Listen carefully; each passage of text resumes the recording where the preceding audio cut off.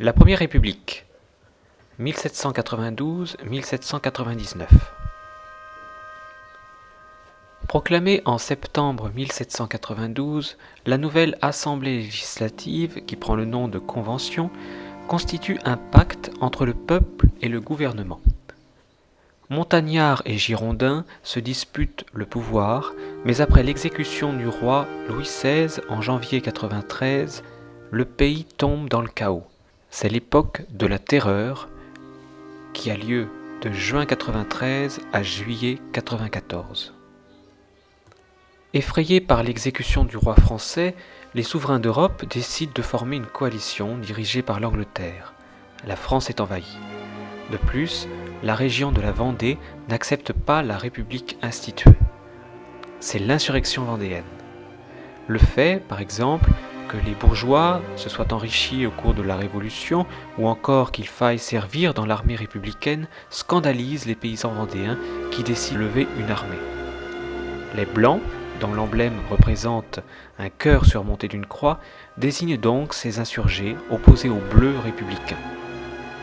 Les Girondins, qui s'étaient opposés à l'exécution du roi, font figure de traîtres aux yeux des montagnards, qui finissent par les exécuter. Les réactions ne se font pas attendre, et les régions qui leur ont été fidèles se soulèvent à leur tour.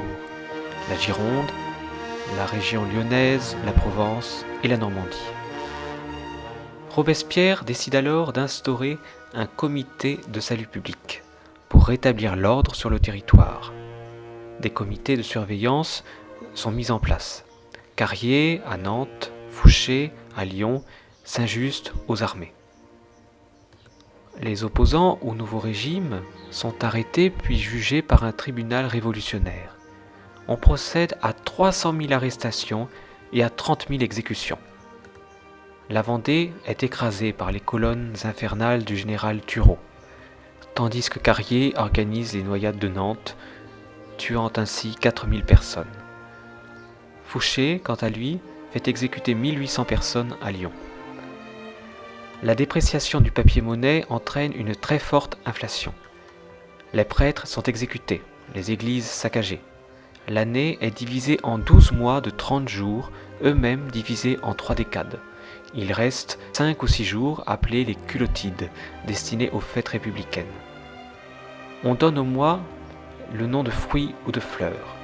La levée en masse de soldats de l'an 2 permet d'écraser l'insurrection vendéenne le 21 décembre 1793 et l'invasion des armées étrangères le 26 juin 1794.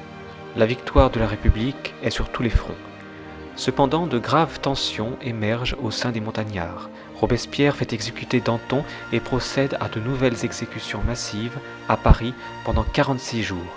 C'est la Grande Terreur.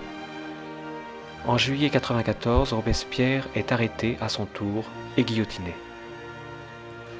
Après la chute de Robespierre, on signe la Constitution de l'an 3 en 1795.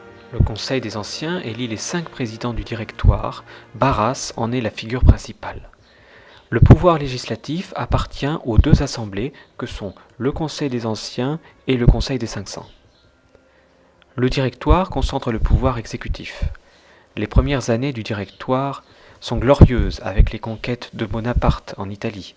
Mais avec Barras, le roi des pourris, pour citer Bonaparte, le Directoire devient bien vite synonyme de corruption. Après son coup d'État du 18 Brumaire, Napoléon donne naissance au consulat. C'est la fin de la Première République.